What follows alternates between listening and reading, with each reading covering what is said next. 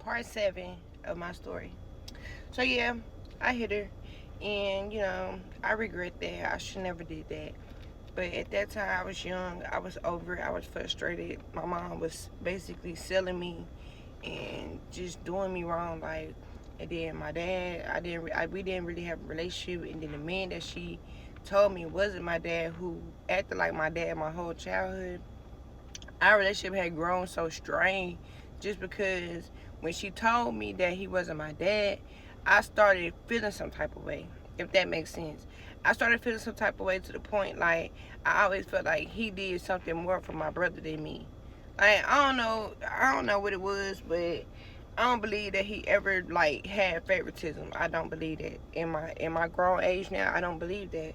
And I really regret how I acted as a child with him because at that time I didn't like know. You know what I'm saying? My mom just switched up on me. You know what I'm saying? So at this point anybody can switch up on me. But anyway, back to the story. So after that situation, like I said, like I basically was staying in the drug house, basically with my mom, like staying in the drug house. I was still going to school. I can't honestly say that. Like my auntie, she transferred me to go to school with my cousin. So my cousin was real. She 3 years older than me, so she made sure I was my black ass to school. But I remember like I used to put vodka in water bottles and go to school drunk. I had been smoking because remember I said my mom had started me with the smoking thing, so I had been smoking. But so after that, going to school, and then one day my mom just like one morning she just got up and she was like, come on," and I'm like, where the fuck is we going? Like, but I go with. We go downtown to Jefferson County, Hamilton County, Hamilton County Courthouse. We go to Hamilton County's courthouse.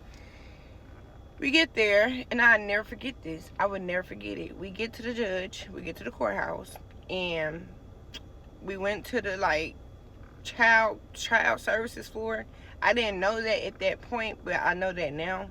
But we went to the child services floor, and she just walked up to some people sitting at the desk and was like, "Yeah, I don't want her."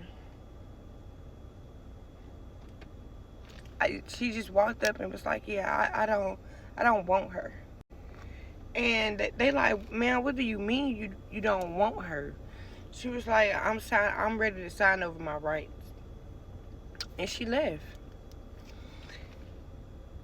I thank God for my auntie so much because I remember them preparing to send me to Dayton, Ohio, to like this group home, and me and my aunt was talking about this not too long ago, and I got her point of view, and she was like, all I remember was them calling me. She was out of town working, and they called and told her I was down there, and my cousin wasn't even 18 yet, so she couldn't get me like until she got back in town.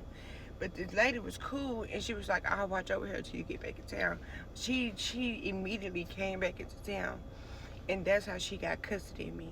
She got custody of me because my mom took me to the courthouse, and she told people she didn't want me anymore. And I was much of age, like 12, 13 at this point. So that just kind of fucked me up, but that's how that part went. So, and once I moved in with my aunt, by that time, baby, I was through. Do you hear me? No more kid days.